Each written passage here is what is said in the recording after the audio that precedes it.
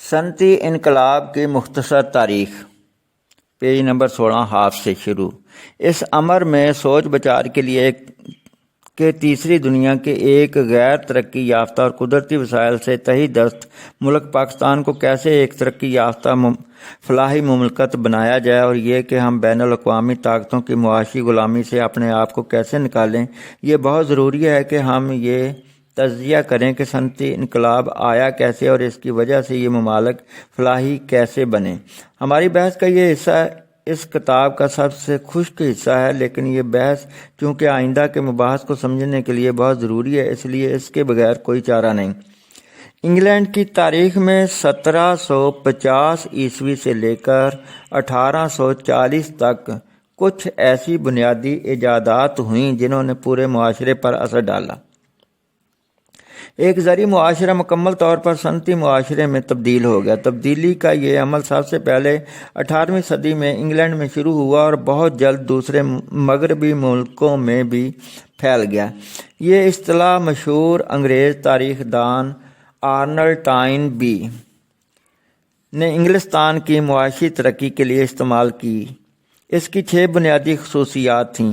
اس کی پہلی خصوصیت لوہے اور فولاد کا استعمال ہے۔ اس سے پہلے لوہے اور فولاد کو اس قدر وسیع پیمانے پر کبھی استعمال نہیں کیا گیا۔ بے شک لوہے میں بڑی قوت ہے۔ القرآن۔ اس دور میں بالکل نئے ایندھن اور طاقت کے ذرائع دریافت ہوئے، مثلاً کوئلہ، سٹیم انجن، بجلی، پیٹرول اور انٹرکمبشن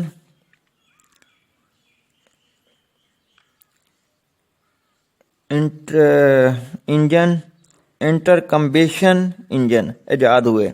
ایسی مشینیں ایجاد ہوئیں جن سے کم وقت میں کم افراد کے ساتھ بہت زیادہ پیداوار حاصل کی جا سکتی ہے، مثلاً کپڑا بننے کی مشین وغیرہ۔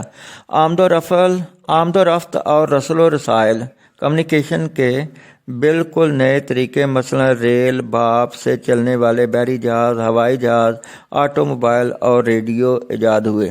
مزدوری اور کام کرنے کے بالکل نئے طریقے یعنی فیکٹری نظام نے جنم لیا۔ سائنس کو صنعت کی ترقی میں زیادہ سے زیادہ استعمال کیا جانے لگا، گویا ٹیکنالوجی میں ایک ایسی بنیادی تبدیلی آ گئی جس کی وجہ سے انسان اس قابل ہو گیا کہ وہ قدرتی وسائل کا زیادہ سے زیادہ استعمال کر سکے۔ نئی مشینوں کی ایجاد سے زراعت کے طریقوں میں انقلاب آ گیا، زمین اور جاگیر کی حیثیت کم ہو گئی، صنعت اور بین الاقوامی تجارت کی اہمیت بڑھ گئی، سیاست پر وہ لوگ چھا گئے جو ملک کی نئی صنعتی طاقت کا ادراک رکھتے تھے۔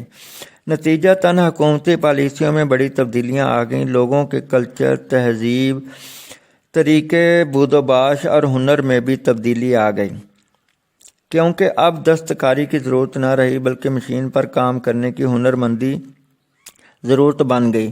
گویا صنعتی انقلاب سے معاشرہ مکمل طور پر تبدیل ہو گیا اور پہلے والی اقدار نے نئی قدروں کے لیے جگہ چھوڑ دی۔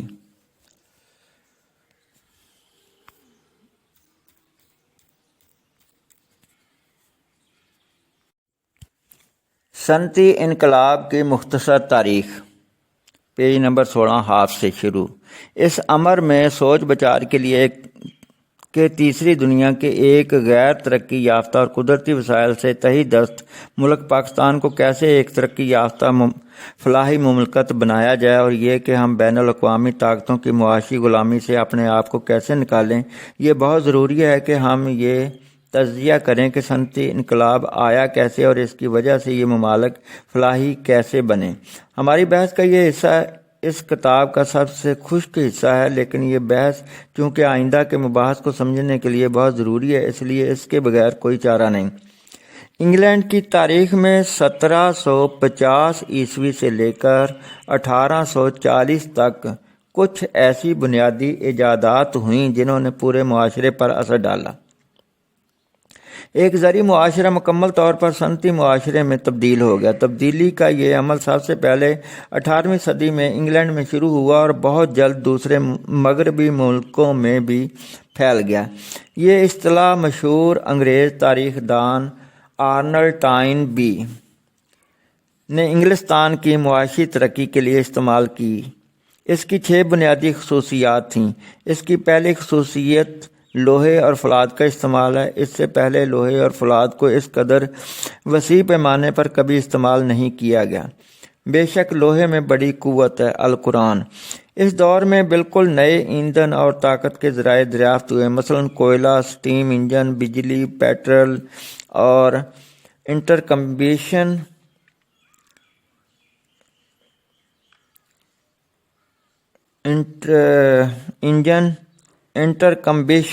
انجن ایجاد ہوئے۔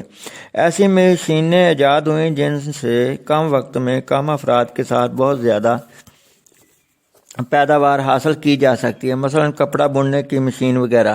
آمد و رفت اور رسل و رسائل کمیونیکیشن کے بالکل نئے طریقے، مثلاً ریل، بھاپ سے چلنے والے بحری جہاز، ہوائی جہاز، آٹو موبائل اور ریڈیو ایجاد ہوئے۔ مزدوری اور کام کرنے کے بالکل نئے طریقے یعنی فیکٹری نظام نے جنم لیا۔ سائنس کو صنعت کی ترقی میں زیادہ سے زیادہ استعمال کیا جانے لگا، گویا ٹیکنالوجی میں ایک ایسی بنیادی تبدیلی آ گئی جس کی وجہ سے انسان اس قابل ہو گیا کہ وہ قدرتی وسائل کا زیادہ سے زیادہ استعمال کر سکے۔ نئی مشینوں کی ایجاد سے زراعت کے طریقوں میں انقلاب آ گیا، زمین اور جاگیر کی حیثیت کم ہو گئی، صنعت اور بین الاقوامی تجارت کی اہمیت بڑھ گئی، سیاست پر وہ لوگ چھا گئے جو ملک کی نئی صنعتی طاقت کا ادراک رکھتے تھے۔ نتیجتاً حکومتی پالیسیوں میں بڑی تبدیلیاں آ گئیں، لوگوں کے کلچر، تہذیب، طریقے بود و باش اور ہنر میں بھی تبدیلی آ گئی، کیونکہ اب دستکاری کی ضرورت نہ رہی بلکہ مشین پر کام کرنے کی ہنرمندی ضرورت بن گئی۔ گویا صنعتی انقلاب سے معاشرہ مکمل طور پر تبدیل ہو گیا اور پہلے والی اقدار نے نئی قدروں کے لیے جگہ چھوڑ دی۔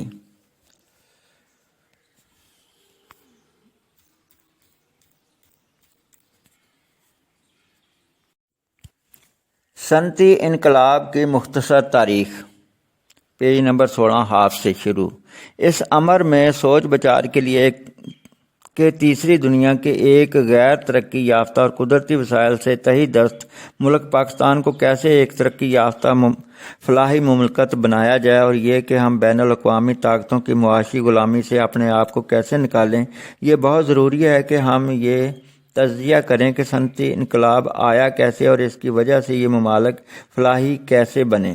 ہماری بحث کا یہ حصہ اس کتاب کا سب سے خشک حصہ ہے، لیکن یہ بحث چونکہ آئندہ کے مباحث کو سمجھنے کے لیے بہت ضروری ہے، اس لیے اس کے بغیر کوئی چارہ نہیں۔ انگلینڈ کی تاریخ میں 1750 عیسوی سے لے کر 1840 تک کچھ ایسی بنیادی ایجادات ہوئیں جنہوں نے پورے معاشرے پر اثر ڈالا۔ ایک زرعی معاشرہ مکمل طور پر صنعتی معاشرے میں تبدیل ہو گیا۔ تبدیلی کا یہ عمل سب سے پہلے 18ویں صدی میں انگلینڈ میں شروع ہوا اور بہت جلد دوسرے مغربی ملکوں میں بھی پھیل گیا۔ یہ اصطلاح مشہور انگریز تاریخ دان آرنلڈ ٹائن بی نے انگلستان کی معاشی ترقی کے لیے استعمال کی۔ اس کی 6 بنیادی خصوصیات تھیں۔ اس کی پہلی خصوصیت لوہے اور فولاد کا استعمال ہے۔ اس سے پہلے لوہے اور فولاد کو اس قدر وسیع پیمانے پر کبھی استعمال نہیں کیا گیا۔ بے شک لوہے میں بڑی قوت ہے۔ القرآن۔ اس دور میں بالکل نئے ایندھن اور طاقت کے ذرائع دریافت ہوئے، مثلاً کوئلہ، سٹیم انجن، بجلی، پیٹرول اور انٹرکمبیشن